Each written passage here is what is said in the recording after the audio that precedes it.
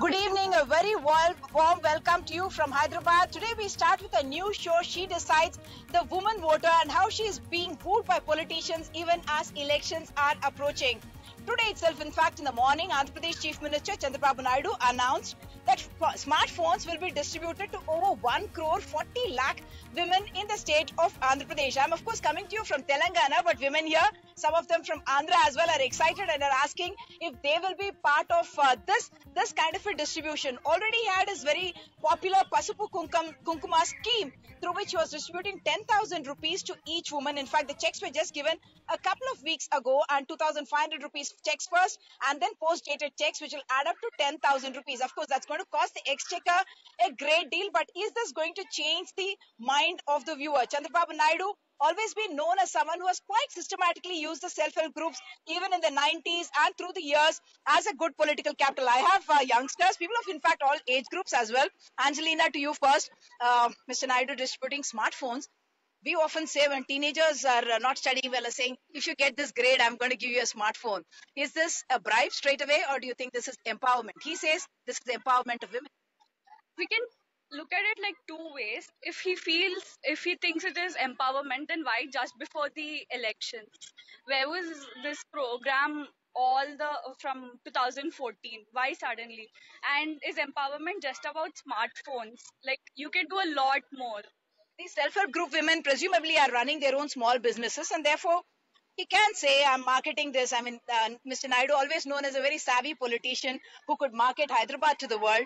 And in this case, he's perhaps saying that your products can reach a global market, Jennifer. Yeah, I completely agree with her. I mean, why would he suddenly start to do this just before the elections? He would have done it all the time. But if he's trying to market like these kinds of products into women's lives, then I think that's a great way to get this into their heads as well. But like, it's a great way to gain votes as well. We can't ignore the facts. So that's Okay, all. great way to gain votes. Is that what it is? All about ultimately, Polly? Thank you, NDTV, to give me this opportunity. Well, if we even have to agree that it's a welfare scheme, fine. It's also like self-care scheme, in my own words, that is. Was he like a Kumbhakarna, asleep all these years, that he's got to wake up at this last moment and come up with several schemes, sometimes even hogging the limelight, which is already some social schemes like projects in Polavaram and etc., Kakinada, taking the limelight when it is already in the center. And these politics of comparison doesn't help the general public because tall promises are made before the Let me election. come back to that. I'm saying at one level, people could argue that this is empowerment, isn't it? I mean, in a house, if a phone is to be bought, the first one will go to the husband, and then the son perhaps, and then the children are going to take it away. The woman actually always is last priority. Uma, I don't know whether the phone is actually going to the wife, because we've seen it happen in other political scenes also, where the power is supposed to be with the lady, but it's never been with her. It's always gone to the man of the house. And again, there would be more empowerment if you thought of something which could economically help them grow. This giving a phone is not empowerment by any standards. It's just a political gimmick, if you ask me. At one level, people have made this distinction between welfare schemes and SOPs, when you give a sari, a mixie, and so on. At another, this is also a livelihood thing when he's saying, I'm selling the product to the world. Empowerment in a way of giving a phone is something very debatable, because actually, as they all said, you really don't know if the woman is going to be using the phone. And even if she does, to what extent is it going to help her improve herself? It's going to make her digitally savvy, Mr. Naidu says. Well, that's again debatable, because I don't totally agree with it. Many women, in fact, when they were speaking about this, they said, will we also get a phone? Is that something? Nowadays, most of the mobiles which come, even a 2000 rupee mobile, they have social media apps like, say, WhatsApp pre-installed. And now we have seen that WhatsApp has become a substitute for fake news. So how are we going to curb this problem? And women might just sit and like forward all these messages. You had TDP MP Ramesh and TDP Kadapa chief Srinivas Reddy, who were banned from WhatsApp for spreading fake news. But this is about women voters, and the larger question of women voters. Do you see this as a direct sub? Because all said and done, we talk about liquor and money. Phone certainly seems like a better option. And he's not calling this an election stop, mind you. This is being spread, this is a cabinet decision. Elections are not yet here, and model code of conduct has not yet come. And this is not an election promise. He's saying by the end of the month they'll have the phone in hand. Yes, but the timing is still questionable. But I do not know, and I also do not know how much a woman having a phone becomes, or I have a phone. I don't know how much that empowers me. And definitely, like a lot of people have said, the timing is definitely. You don't think your mind will change if someone is giving you a smartphone? The vote. Well, yes, exactly. I think that is what is going to what it's going to do to me. Maybe, provoke me to vote. I think it stops just there, and I don't know how much it's going to do about empowerment after the elections. Very often we think about all these these shops actually being targeted at men. There is liquor, there is money distribution in cash itself. I'm going to ask some seniors, in fact. This is not a big idea. There are so many other measures they can adopt and do something. In Tamil Nadu, they're giving saris, mixies, and so on and so forth. And so called, I mean, it's supposed to target women. Very temporary. All these are very temporary. They should make some permanent solution, Livelihood options. Livelihood options. And you don't think a phone will change a woman's mind? Exactly. And do women actually decide for themselves when they are talking about elections? I don't think so. No. Nowadays, they are very aware of all what is happening and all that. It's not like a last generation. So people are thinking, talking, even women talk politics. Very often, my experience has been they run away when you say politics. They say, no, we don't take any. So it is a thinking voter. You are the young generation. Tell me, what are the issues you're thinking of as women when you have to vote? And stops like these are going to come to kind of attract women. Primarily, it's going to be safety. Like, if you ask any woman, it's going to be safety. But it's like an issue that shouldn't even be debatable in 2019, if you think about it. But if I had to talk about other issues, it's like if we're talking about jobs and equal pay for women, that is a big issue that women are facing today. I feel like that needs to be addressed a lot. And if you're just going to put out promises out there, just like to say something for the women, like to pacify them at least, it's not going to work. You have to work on them as well for us to at least feel like, our government is working and it's moving forward. So that's the kind of expectations I have, at least for myself. And I also think we can start from the basic level where we see a lot of dropout rates, especially in the rural areas. So I think infrastructure and hygiene and toiletries and all of that in schools, especially government schools, I think will. And is that a gender issue or is it a gender neutral issue? Well, gender neutral issue as well. But then again, if you in comparison, I think girl dropout rates are definitely high in rural areas because of menstrual problems and all of these. So I think, yeah. She spoke about gender parity. As a doctor, you know that as a working woman, you know that you need to actually give additional stops to women to retain them. They may be better workers. It may not have to do with gender. But do political parties actually address that? Do you see them addressing those kind of issues where we say, okay, it's okay? I mean, sometimes they are actually not recruiting you because, oh, next you're going to have a baby and then you'll be gone for so. Women basically are very empathetic by nature. Okay, so, but when you are in a workplace, you always see this. There is a difference in pay scale.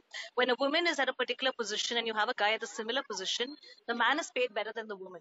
Okay, and when it comes to you having a baby or something like that, even the maternal leave and all, a woman has to think because she has to get back to work. There are many organizations I've seen women actually stop working after delivering a baby. Do political parties address these kind of? I don't really think so. No, I don't think would you like to see political parties putting that up as an agenda instead of perhaps stops like these? We are talking about, she spoke about safety in the workplace, not just in the workplace, in the school, on the roads. Yeah, one thing I would give credit to KCR is the SHE teams and all that he's doing for women's safety. So a lot of other governments also have to take this as a base and work towards women's safety, because I often wonder whether Beti Bachao, Beti Padhao is actually a slogan or a warning, because women's safety is, yeah, Beti Bachao, I take it as a warning. As a working woman, as someone who has a daughter who is growing up, what are your concerns and are you thinking about these kind of gender issues when you vote? See, honestly, I'm not, but I have to be real. I have to be realistic. And the fact of the matter is that a girl is different from a boy in the Indian scenario. So we need to now talk more about economic independence and social independence for the women of today. We need to give them that ability to be able to stand on their own 2 feet, because the minute you're working, you're looked at with a different, pair of glasses. You're not looked at as one of the million who's, at home, whose only job is cook and clean. It's not only the husband, but it's all the others who look at you with a different point of view. I think more than giving them a I'm talking about proactively reservation perhaps in the workplace. Even in parliament, it has not happened. We don't have people. In fact, you don't even have candidates to put up. They say there is no winner. I totally agree. I think that's why they got a Priyanka Gandhi, right? They tried to bring in a little more woman power, but we have to be realistic about it, because no matter what we do, we are still in a very male dominated world. So this, if it's going to help a woman, they might as well do whatever they do to help us. Is reservation really the answer? And is it something that you would want to see political parties put up on their charter in that sense? Whenever there is even a woman politician, she's attributed characteristics which are perhaps, as though she's very competitive, very fierce. They're not looked at as positive attributes. They're not feminine, not even positive, but they're not. That's a stereotype that's created.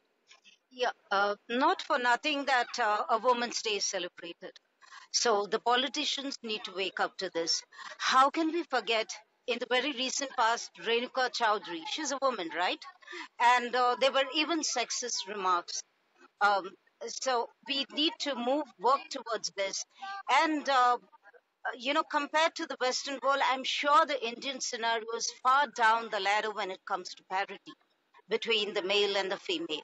Perhaps this is actually a worldwide phenomenon as well. But as youngsters, what are you looking at? I mean, other than she did mention jobs and all that, but as women voters, are the issues actually very different? Would you like to see more women candidates, and would that make a difference to the agenda that the government has or the political parties have?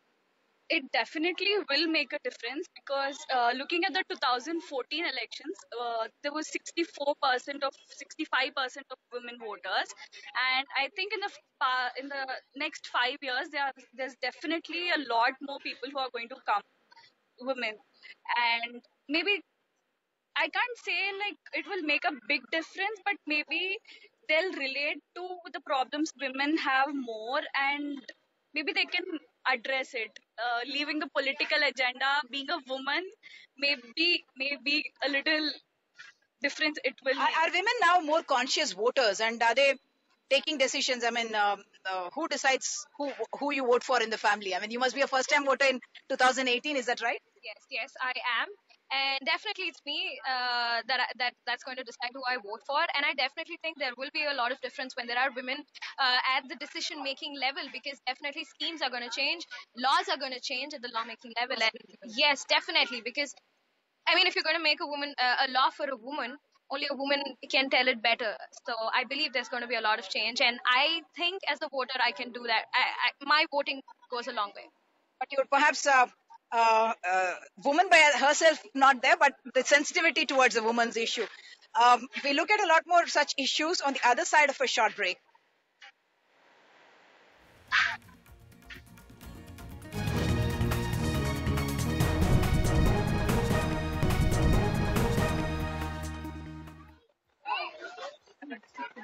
Welcome back to this special show. You're watching She Decides, a new election show that we're rolling out, focusing on the woman voter, her importance, and whether she's happy to be wooed by political parties. Will she be able to set the agenda in the 2019 elections? We were speaking about how Mr. Chandrababu Naidu is offering smartphones to about 1.4 crore women. That's about 1.76 is the total population of women in the state.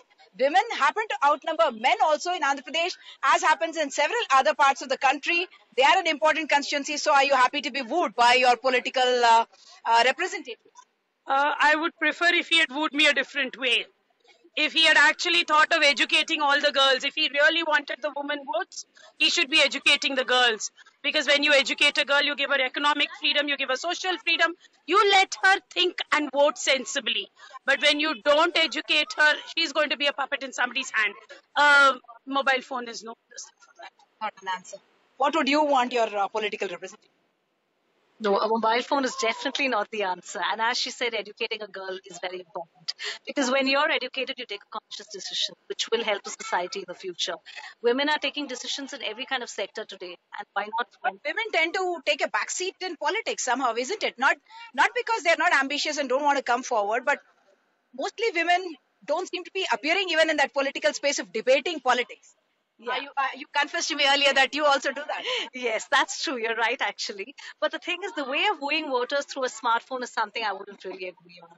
Maybe if we had some schemes where children would be educated, where there'd be less dropouts for girls in the government schools, I think the society would be better off.